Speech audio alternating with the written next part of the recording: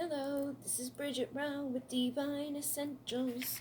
Alright guys, so somebody asked me about doing a video for how to communicate with an avoidant person. It came up in, it was like the no contact, like should we break no contact video.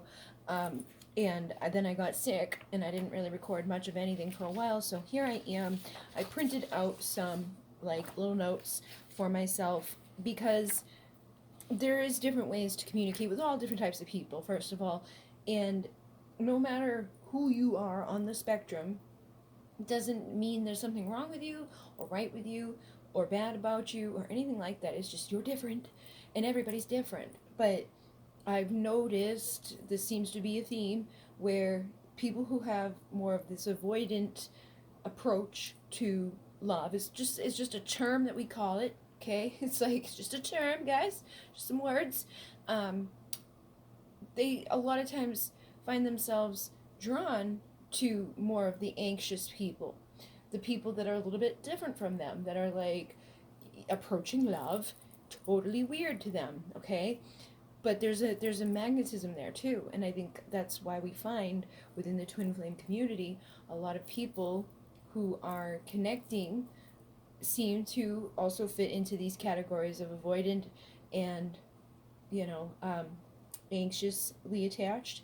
And then there's the best of both worlds, which is what I have, and I feel is one of the reasons why I've understood it on both sides and was like, oh, because I have the best of both worlds. So um, this usually comes about in the beginning of our life, but it can come about later in our life and it can change in our life. So if you go through like all of your life being a very like good, cool, calm, like nothing wrong energies within your relationships with people, like both parents were like very healthy in their communication, their emotional regulation was all good, then you would be, pretty good. And then if you went into a relationship with somebody that was like really messed up, like a narcissist or somebody that has like a personality disorder, that may throw you off. And you may be like, whoa. And that could take you into any of those other places. It could take you to avoidancy, it could take you to the anxious, or it could take you to the best of the both worlds. And you can come from being a little kid as an avoidant or an anxious or the mix, and later on become more dependent and more like, okay, for some reason the word's escaping me for the one that's like, I'm not overly anxious, and I'm not this like pushing away love type of energy. I'm more so just I can't think of the name of it, but there is one that is like that. But we can fluctuate. Avoidant people can all of a sudden become anxious. Anxious people can all of a sudden become avoidant. There's no wrong way. It's just what you've been through. Okay? So having an avoidant partner can be challenging because their tendency to withdraw from emotional intimacy can create frustration and confusion. Okay? And I talked about this a lot tonight in the readings that I did on the Divine Essentials channel. This came up, and it's confusing because you may not be that way. Like if I like you, I'm going to tell you about it, and that'll be it. Like I'm going to tell you about it, you're going to know about it, and I'm going to continue to show that, right? And when you're anxious, it's almost too much. It's like whoa, like you little things throw you off and get you all worked up and make you think like they're not talking to me the same as they were before. They're gonna ghost me again, or they're gonna do what so and so did. Whatever you've already experienced usually starts to dictate how you're expecting other people to be. Okay, but there's a same on the flip verse for them, where it's like they're the way they are because of what they've experienced. So if somebody was too like anxious with them, that would probably push them again to being like, I don't really want to deal with that. Like, that's too much for me. I know that's too much for me, and that's going to freak me out. So I'm going to withdraw even more. And that causes the one that's anxious to be like, ah, even worse. For myself, with the flippy floppy one, it's dependent on what's going on. Some people in my life have brought out more of an avoidancy out of me because they are too clingy, and I'm like, get the hell away from me. And then there's the other people who are avoidant, and I'm like, why don't you like me? Love me? What did I do wrong? Oh, I'm perfect? Fuck you. Like, it's weird, okay? But no matter what, it can be confusing if you're somebody that's like, I think they like me, but they're not telling me that. And then like we got really close and they disappeared. It's not that they don't like you anymore. They're disappearing because there's something wrong with you. They're disappearing because it's overwhelming to them. But for you, that causes you to be more overwhelming. So we can see where this becomes confusing and a problem, because it's not the route we want to take to get it better. You're like, let me fix it, and they're like, no, no, no, no. So you got to be like, no, I gotta stop freaking out and calm down and chill, and not take it personal either, because it's not a personal attack for either person. Okay. There are ways to react that can help foster a stronger connection and navigate the dynamics of your relationship.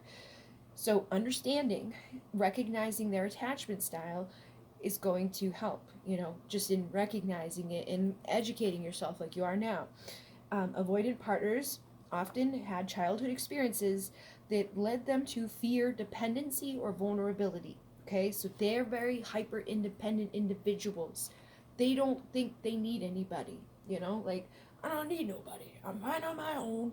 I'm going to be, and that's why a lot of times people can confuse them as somebody that is very, like, I can't think of the name of it. It's like stable, regular. Like, you're not crazy, man. Like, you're not like avoidant of love. You're not anxious towards love. You're just cool, calm, collected. Okay. A lot of people will think of an avoidant in that way because they come across that way in a lot of areas of their life. Okay. But when it comes to the deep vulnerabilities and emotions and like connecting with somebody on a deeper level, not just a surface level, that's where that starts to come up.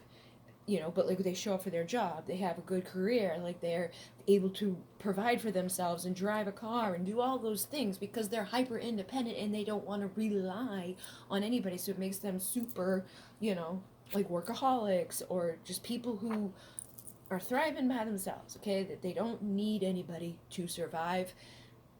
Doesn't mean they don't want anybody, but they have a very hard time wanting anybody too at the same time. It's like they want you, but they don't at the same time. And it's, again, not that they don't want you, it's just overwhelming to them, and they don't want to become dependent on you.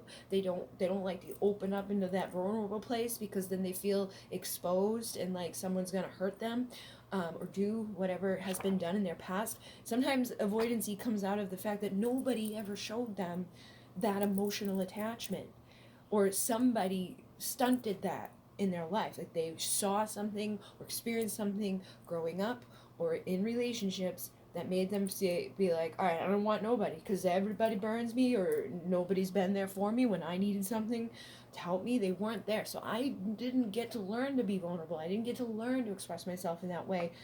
And so now it's foreign to me and scary to me. So recognizing that is going to be helpful, and then understanding their past can help you approach them with empathy. And that may be difficult because when you're dealing with an avoidant person, they may not tell you about their past. You may have to be like guessing, or it may take them a while for them to be like, bop, bop, da, boop. Okay, I have a person in my life that I came to these conclusions and was like, I just feel, I don't know, but I think maybe possibly this person has this. And later on, over time, with trust and just time, like, and allowing them to do their thing in their own way, they did vulnerably express to me stuff about their past that was like, aha. Like, all right, confirmed. These things have happened. And not only in childhood, in other relationships, and continuing, okay? Like even me, through our life, fuck them up, okay? So, and they fucked me up too, all right? We fucked each other up. We all fuck each other up because we're all fucked up. So don't be all upset about it. And if you don't know for sure about their past, just approach it with that compassion and empathy anyway, and just assume that because hurt people, okay? Like, first off, that's that saying, it is true. It's not like hurt people are evil. Hurt people are hurt people. They need compassion and empathy just like you do, okay? And if they've hurt you, it's most likely because they've been hurt too. People who do bad things, or it's not even bad, like we just perceive things to be bad, like they did this thing and it was so bad. a lot of the times what you're going to find is the reasoning for is because something inside of them made them react that way. You know, even when our friends turn on us or people are jealous of us or whatever the fuck the case is, it's never coming from a healed, whole, like, I'm so amazing place. It's coming from wounds that are under the surface that we're all working on healing. So just try to remember that and respect their need for space. So don't push them to share intimacy before they're ready, right? Like, you might hear this from me and I'm like, their childhood, blah, blah, blah, blah, and you may go look into other things like signs of your person's an avoidant, right? Don't take all those things and then be like, jump it on them, because that will probably close them down too and push away from you because they may not be ready. Like, literally just let them tell you when they're ready. And if you can't wait for that, like if that just makes you too anxious or whatever, then respect that you probably can't be in a relationship with that person at this time because you're not ready and they're not ready and you're just going to keep clashing. So instead of focusing on that, you don't have to be like, let me go find someone else either. You can work on yourself to get better about handling these things and communicating and taking the time and not needing answers, not making it mean something negative about you. Give them the space they need to feel comfortable and trust that they will reach out when they're open to it, okay? And that's one of the other things where it's like, people are always asking in the twin flame and all these things like, should I reach out? He hasn't talked to me in over a year and blah, blah, blah, boop. I'm usually always going to lean to no, because it's just, you're better off to let them come to you when they're ready. I'm like, I don't know, like, because I have the best of both worlds, right? So I have that tendency to lean towards avoidancy. So sometimes I feel like I am too much on that side, and I'm like, because like there's an example the other day, someone got a reading and they were like, I reached out to this person, bop it boop, and I think it was a good thing that they reached out to the person because it opened up communication, it let them learn more things and see new perspectives so that things could shift. But I didn't think it would be a good idea for them to continue to do that. Like, don't reach out to him again. Let him come to you now that you've reached out. So your specific situation is always going to be different. You need to trust what you're feeling inside and check in and be like, am I doing this from a place of anxiety or am I doing this from a place of authenticity? Am I just doing it because I feel like I should, or am I doing it because I feel like if I don't, something bad is going to happen, or like he's just going to forget I exist, or any of those things? Because again, if you're dealing with an avoidant person, consistently being like that will be deterrent to them. They're not going to want somebody that's constantly trying to re-spark or reconnect or be vulnerable. Like, you may feel guided all of a sudden to send a big thing, pouring your heart out to them. That's way too much. You know, if you do want to reach out to them, be like, how you doing? Like, keep it very, and not like, I feel like we need to talk, because they're gonna be like, nah, I don't want to talk.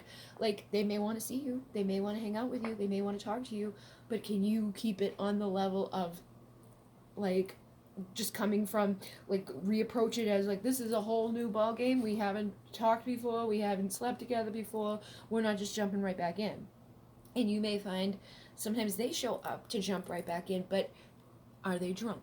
Like, are they inebriated? Are they coming from a place that, like, they just got out of a bad relationship and they're looking to, like, feel better? Because that type of stuff happens, and you've got to be aware of that and mature enough to be like, I'm not going to throw myself into the fucking gun here.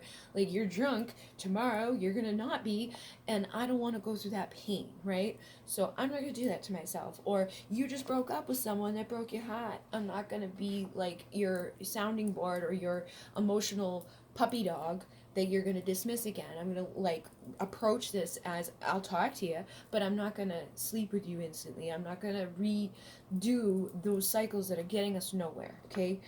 And with communicating with them, like, when you want to talk about things that are a little bit deeper, vulnerable, try to use I statements rather than like, hey, you do this and every time and blah, blah, blah, because they will shut down and run away, and they don't do very well with that type of communicating.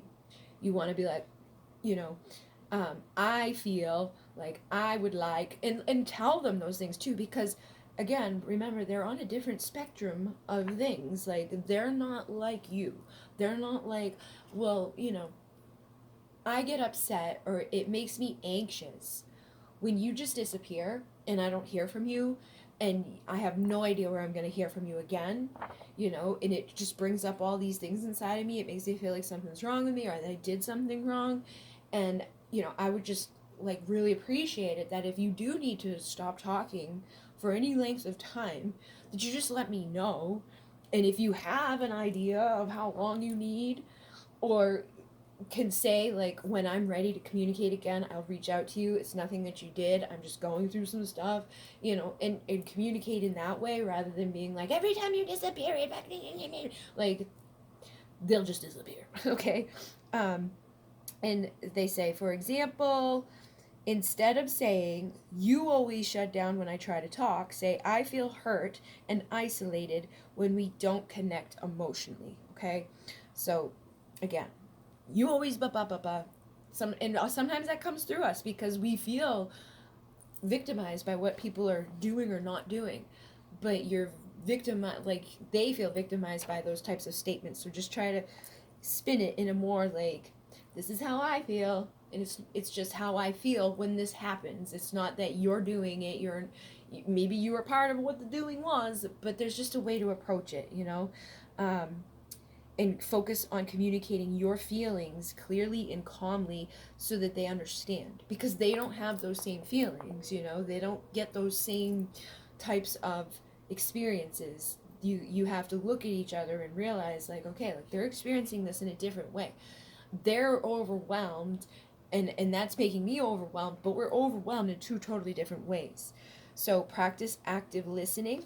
When your partner does open up, give them your full attention without judgment. Listen to understand, not to respond. Okay, so we don't want to just react, we want to respond. Even if because sometimes an avoidant person, again, that's not deeply in tune with like being the extra vulnerable and all of this, they might say something that's like, it's like a slap in the face. Okay, they're very good at digging into you without knowing that they've done so. Okay, they have no idea that they just hurt you so low, and that you're like, oh my god, because those same words said to them probably wouldn't have that same effect. Maybe it would. It depends on the circumstance, the communication style, and all of that. But a lot of times, what they're saying isn't coming from a hurtful place, but it is very hurtful. So try not to respond from a hurt place. Respond from an understanding, compassionate, empathetic. Like, try to hear what they're saying and respond in a way that isn't going to escalate things. And choose the right timing. Avoid bringing up emotional topics during stressful times or when they are seeming to be overwhelmed. Like if they're shutting down and they're pulling away from you and they're not communicating the same way, or they're not as close to you like physically and things like that, try not to let that trigger you, which it probably will. Okay, like I went in knowing these things, and then like things would happen and I'd be like like I couldn't help it, because you can't help it sometimes. Like, this is what happens. You gotta work on this and get through these. So you may find that you'll have a communicating time and you learn about their past and things are going all right, and then they need to pull away, and that's the step where it's like, all right, that's too far, too much, too soon for me. I'm gonna blow up and become anxious or become upset or become whatever, and then they're gonna further withdraw, and then that's gonna but if you can catch it and be like, all right, let me calm down, you can, you know, get through it. And even if you don't get through that bump in the road, no, it's just a bump in the road, and you'll find your way when you're ready, or when you're both ready. Okay.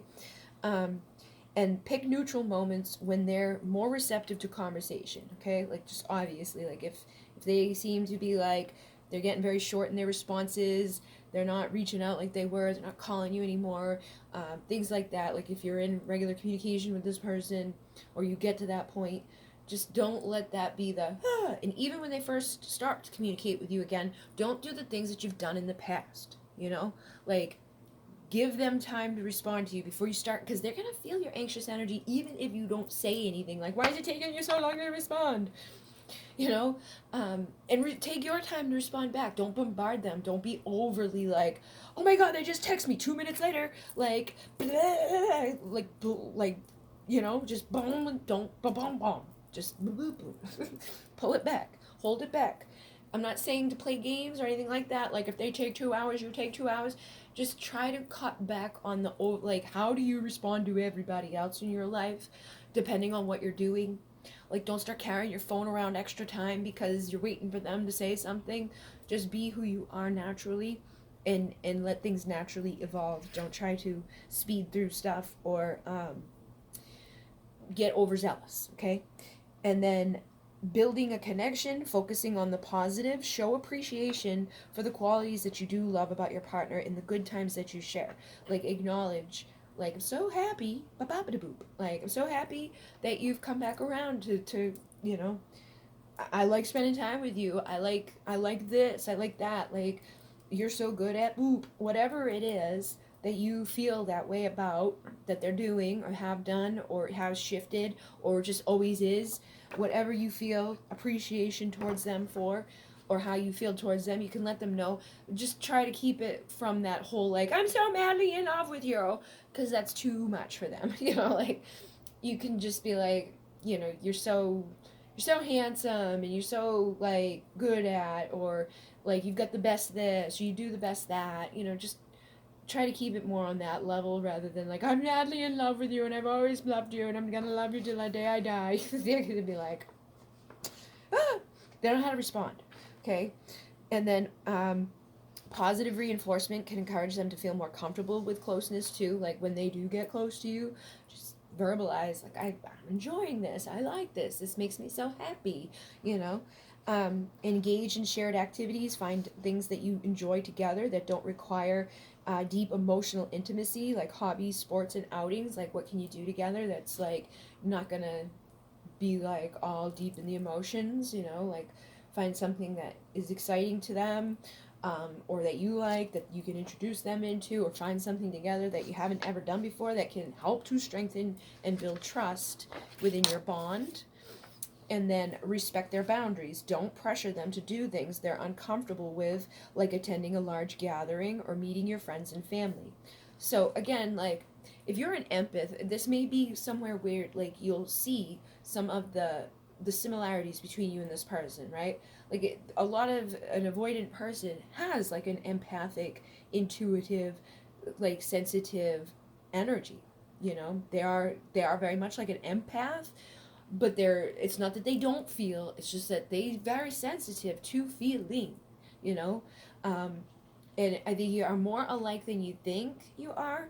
It's just the way that you both outwardly express it can be a problem for those of you that have the anxious and the avoidant.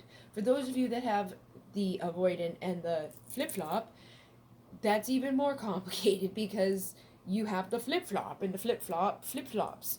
And I think because of the twin flame dynamics, because that's a whole other thing, I'm not dismissing like the fact that this is here. This is like our 3D guide to this other thing.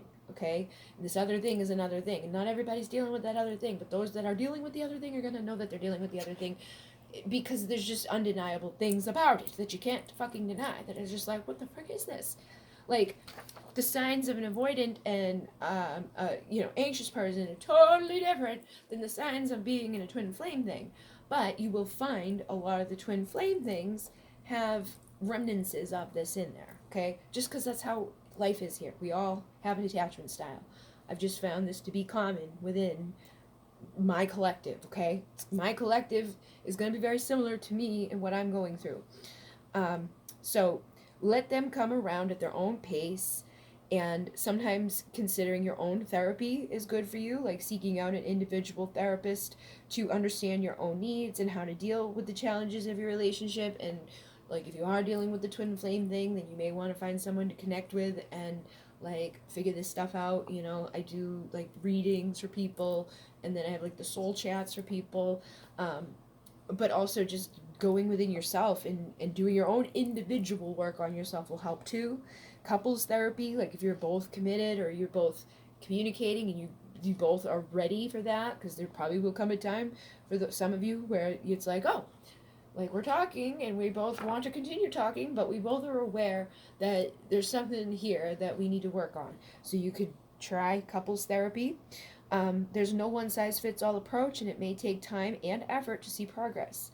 And if your partner's avoidant behavior is causing significant distress or preventing you from having a fulfilling relationship, it's important to seek professional help. It's also important to remember that your own needs and happiness matter too. So, when I say all these things of how to deal with the person, right? Like, if that doesn't feel right to you, or if it starts to hinder you, or you're never feeling heard or seen, your resentment will grow to a point where it will just destroy the relationship anyways, because you can only take on so much. And if you're truly not at a healed place, it's going to be hard for you to navigate all of this without additional support, or without having those bumps in the roads that may lead to more separation and pain and all of that. But if it becomes like they're not trying, they're not improving, nothing's happening, you don't have any choice but to continue to grow on your own. And through growing on your own, you would start to see that and be like, all right, this person's never, like, I'm either gonna die alone or let you go. Like, you know? So if he gets to that point, it may not. It depends on you and them. They have free will to decide. But the best way to figure it out is to start healing on your own, because if it's truly somebody that mirrors you and is meant to be there, they will grow too. And if you're meeting your own needs in the relationship, if you're not meeting your own needs in the relationship, it's okay to talk to your partner about it, or even consider seeking support from therapists, counselors, to help you navigate the relationship, to make difficult decisions. Okay, so sometimes it'd be like, maybe we need to talk to someone about this to see, like, should we even be doing this? Maybe we're not in the best place to make those decisions for ourselves, you know? And there's nothing wrong with that. Like, sometimes people think that they're doing what's best, or what someone else would, or whatever, and we don't know until we go through stuff, you know? Like, it doesn't matter what attachment style you have, there's always going to be things that happen in our life that are difficult and change. Like, parents pass away, parents get older, you get older, you may have kids, they may have kids, you may try to blend a family, you might lose somebody in your family, you might lose a job, you may lose a home, you may have some illness or disease, and all of that impacts a relationship significantly.